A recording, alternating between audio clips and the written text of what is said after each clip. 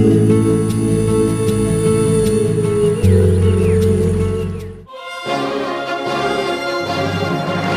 पता है रणवीर, मैं कितने दिनों बाद उनसे मिली और टू बी ऑनेस्ट मेरा घर आने का मन ही नहीं कर रहा था। हम इतनी सारी बातें कर रहे थे, मेरा मन हल्का हो गया।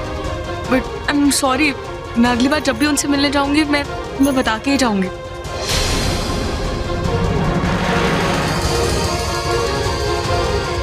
वो भी मुझसे मिलकर इतनी खुश थी, बातें करते करते कब पूरी रात निकल गई कुछ पता ही नहीं चला। ये क्या बोले जा रही है? इसकी माँ को तो मैंने मार दिया था, तो ये किससे मिलकर आ रही है? रणवीर, तुम्हें भी उनसे मिलना चाहिए था। मैंने उनको कहा था कि वो आए, तुमसे मिले, सबसे मिले, बट पता नहीं क्यों उन्होंने मना कर दिया।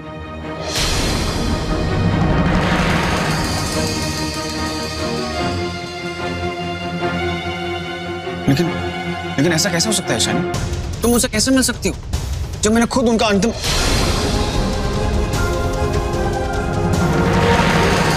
रणवीर, मैं सच बोल रही हूँ, मैं अपनी माँ से मिली थी, ट्रस्ट में। पता नहीं क्यों वो काफी परेशान लग रही थी और जब मैंने उनसे वजह पूछी तो वो...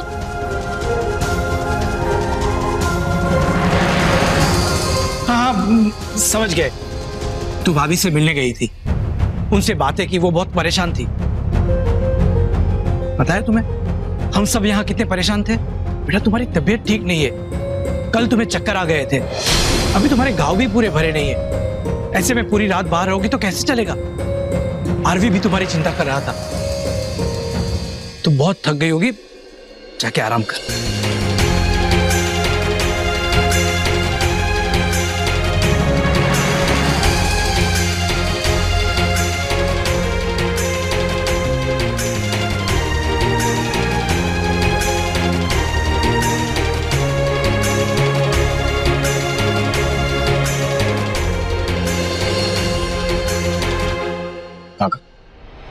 आपने मुझे रोका क्यों उसे बताने से कि फाल्गुनी माँ मर चुकी है?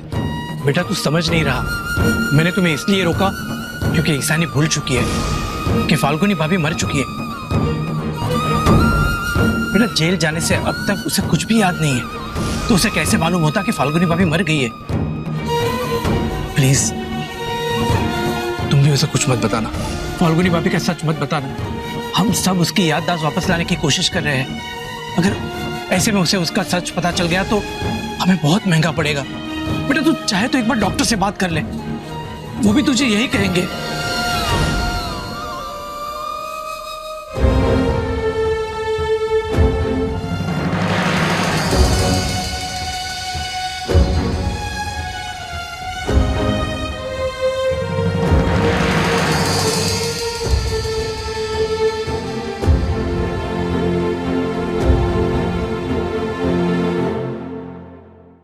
मोटी बहन, अरे ईशानी ने कोई भूत देख लिया कि हम लोगों को कोई भूत सूंघ गया?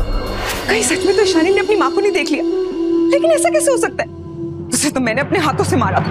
बेबी आप ही बताओ, आपने भी तो देखा था ना मैंने उसे कैसे मारा था।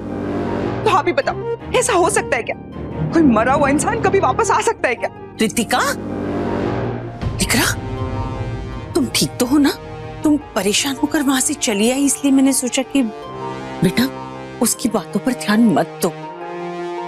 जब कोई औरत माँ बनने वाली होती है ना, तो उसे मरे हुए लोगों के बारे में बिल्कुल नहीं सोचना चाहिए। पर कैसे ना सोचूं मम्मा, वो ईशानी चिल्ला चिल्ला के सबको कह रही है कि उसने अपनी माँ को देखा, तो मैं उसकी बात को कैसे इग्नोर कर दूं? वैसे आपको क्या लगता है मम्मा, क्या उसकी बातों में कुछ सच्चाई है? अरे उसने सच में अपनी माँ को... अरे नहीं, वो पागल हो गई है, या फिर वो ये सब जानबूझ के कर रही है। जानबूझ के? हाँ, जानबूझ के पागल बनने का नाटक कर रही है, ताकि मेरा बेटा दिन रात उसकी चाकरी में लगा रहे और उसे उसके पास रहने का मौका मिले। और क्या?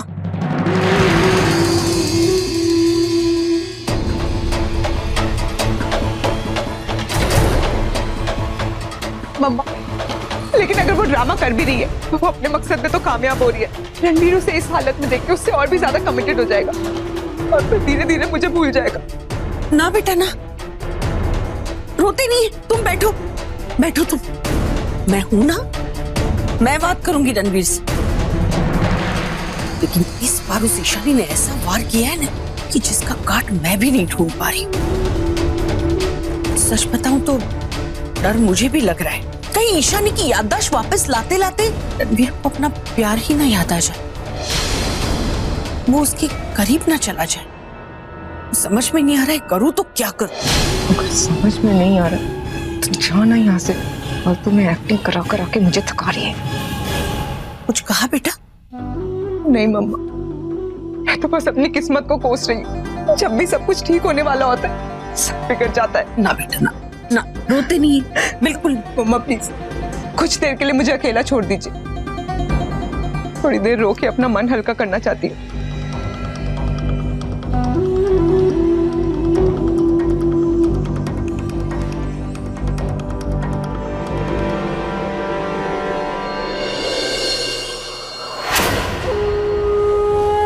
जब मैंने इस ईशानी को बता दिया कि मैंने इसकी माँ को अपने हाथों से मारा, फिर ये रणवीर को सच्चाई बताने के बजाय एमिली उसका नाटक क्यों कर रही है? क्या चल रहा है इसके दिमाग में? मैंने आपकी एमआरआई और बाकी रिपोर्ट्स देखी हैं। डोंट बी स्ट्रेस्ड, आपको कोई तकलीफ नहीं है, आप जल्दी ठीक हो जाएंगी। डॉक्टर मैं बिल्कुल भी स्ट्रेस नहीं। स्ट्रेस मेरे हस्बैंड है, पता नहीं क्यों वो मुझे यहाँ पे ले आया। इन्हें आपकी फिक्र है इसलिए वो आपको मेरे पास लेके आए हैं। बट लाइक आई से, आप बिल्कुल ठीक हैं, आपको टेंशन लेने की बिल्कुल जरूरत नहीं है, ना आपको बिल्कुल जरूरत है। ईशानी, क्या आप 2 मिनट बाहर वेट कर सकती हैं? मुझे आरवी से कुछ बात करनी है। जी।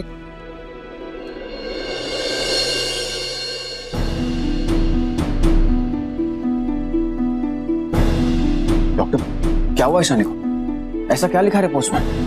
और ऐसे कैसे अपनी मरी हुई माँ को देख सकती है? मिस्टर आरवी, आपकी वाइफ पार्शियल एमनेशिया की पेशेंट है। उनकी रिपोर्ट्स भी ठीक नहीं है। उन्हें किसी बात का स्ट्रेस है, इस वजह से उनके मन में भ्रम पैदा हो रहा है। वो उन लोगों को इमेजिन कर रही हैं जो लोग मर चुके हैं और उन्हें लगता है कि वो जिंदा हैं। सब नॉर्मल है।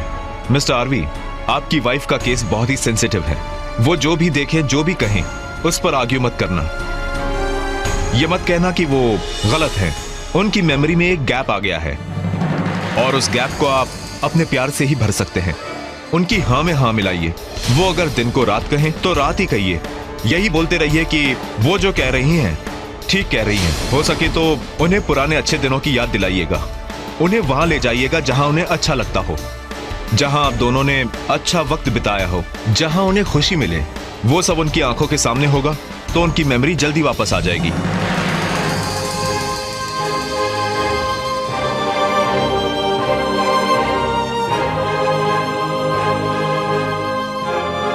ठीक है डॉक्टर, आप जैसा कह रहे हैं मैं वैसा करने की कोशिश करूंगा। ईशानी की मेमोरी वापस आने में भले टाइम लग जाए, पर मैं नहीं चाहता कि उसकी हालत और खराब हो।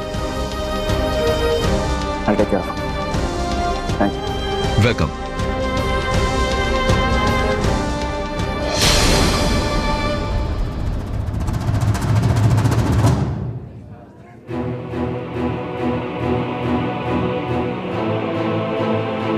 क्या हुआ? क्या कर डॉक्टर ने?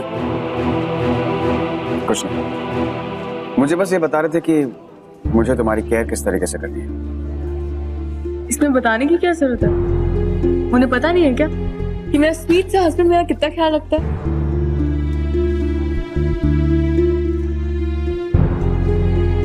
चलें?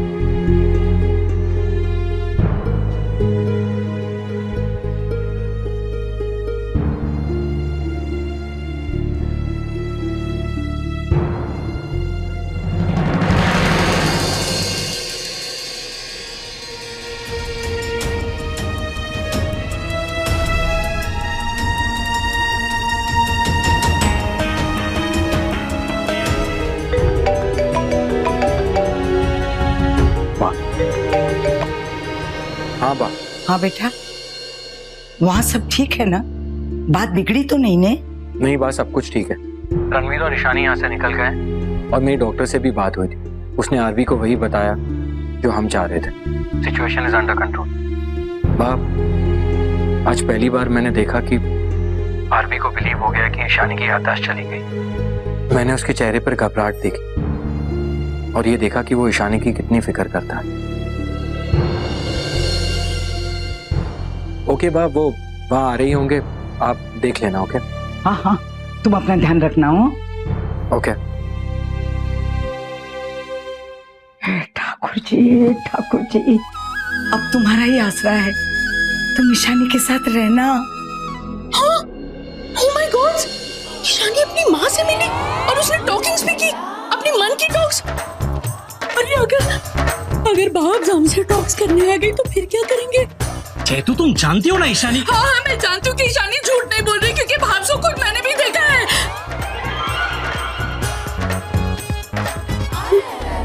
शायद सपने में।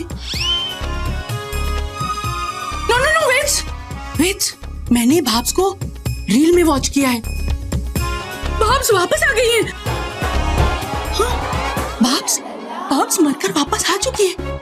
Dead woman walking and talking.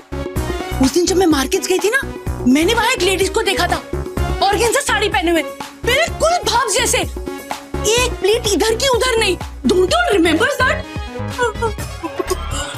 भाव सच में वापस आ गई है। भाव्स रिटर्न्स। नो, भूत रिटर्न्स। ये भूत कुछ नहीं होता है। हाँ। नो दिल। अरे भाज, मैंने सुना है कि जब टाइम से पहले अननेचुरल डेथ हो जाती है ना, तो इंसान की आत्मा भटकती रहती है और उसे शांति कभी नहीं मिलती। भाव तो तुम्हारे घर के टेरेस से गिर के मर गई थी ना, तो हो सकता है कि उनकी आत्मा रोमिंग कर रही होगी ऐसे। या ये भी तो हो सकता है ना कि उनकी आत्मा तुम्हारे पीछे इस घर में कहीं आ गई हो।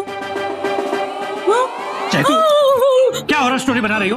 तुम जानती हो ना ईशानी बीमार है, मेमोरी लॉस का केस है। शायद इसी वजह से वो भाभी को इमेजिन कर रही हो।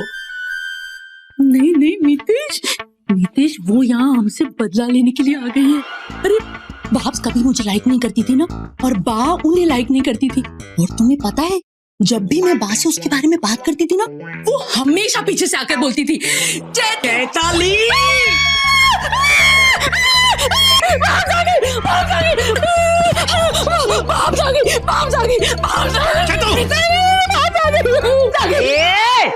भैंस नहीं, फिर माँ ये।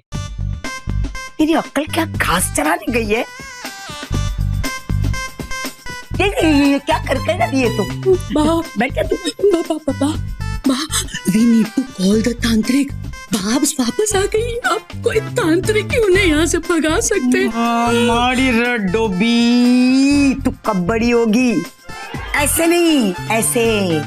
सास बन गई है तू अपनी बहू के सामने, कोई ऐसी बातें करता है?